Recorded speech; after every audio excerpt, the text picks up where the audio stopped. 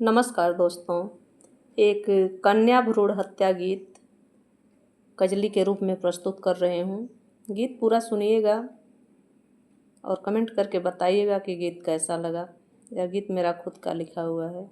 अगर अच्छा लगे तो लाइक कीजिएगा, शेयर कीजिएगा। मेरे चैनल पर नए हैं तो चैनल को सब्सक्राइब कीजिएगा। अपना प्यार दुलार और आशीर्वाद दीजिएगा। आइए सुनते हैं इस कन्या भ्रूण हत्या गीत को।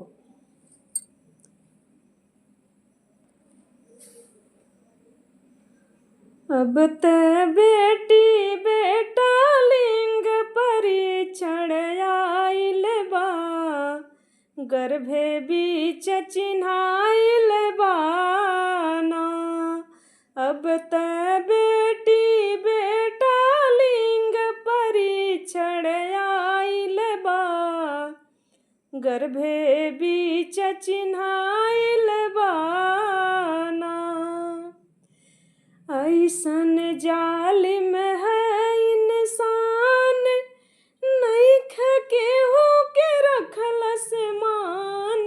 ऐसन जालिम है इंसान, नइखे केहू के रखलस मान। ई विज्ञान के दम पर इतना बहुराइल बा, गर्भे बीच चिन्हाइल बाना। ई विज्ञान के दम पर इतना बहुराइल बा, गर्भे बीच चिन्हाइल बाना। ईश्वर से नइखे डर लागे, अपने स्वार्थ के पीछे भागे।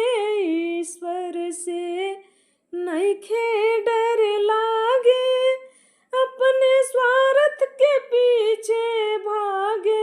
अपने स्वार्थ के पीछे भागे, अपने स्वार्थ के पीछे भागे।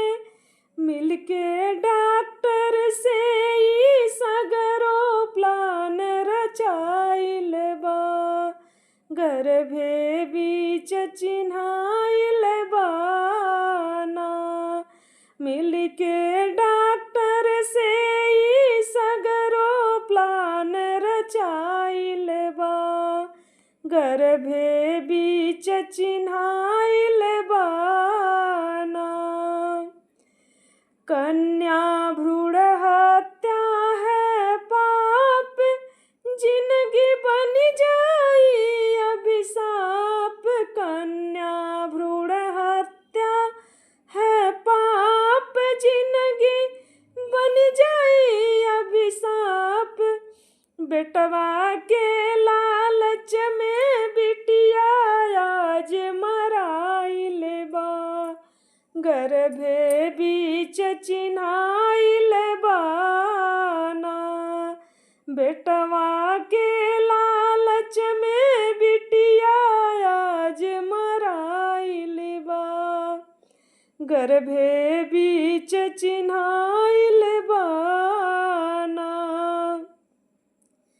बिटिया के कम नइखे आका, ओछी सोच से हट के झाका। बिटिया के कम ना तू आका, ओछी सोच से हट के झाका। कवने क्षेत्र में बिटिया पीछे कहाँ देखाइल बा, गर्भे बीच चिन्हाइल बाना।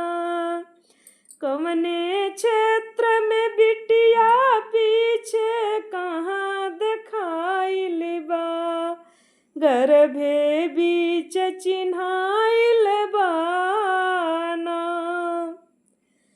जेह दिन घटी अधिक अनुपात, ओह दिन बढ़ी बहुत उत्पात। जेह दिन घटी अधिक अनुपात, ओह दिन बढ़ी बहुत उत्पात।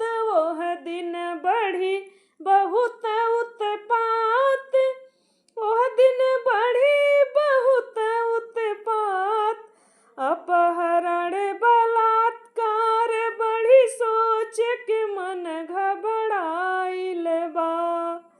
गर्भे बीच चिन्हाइल बाना। अपहरण बलात्कार बड़ी सोच के मन घबराइल बा।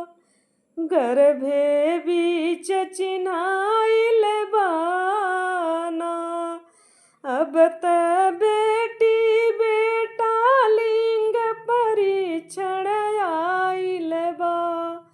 गर्भे बीच चिन्हाइल बाना। अब त बेटी बेटा लिंग परीक्षण आइल बा। गर्भे बीच चिन्हाइल बाना। अपहरण बलात्कार बड़ी सोच के मन घबराइल बा। गर्भे बीच चिन्हाइल बाना।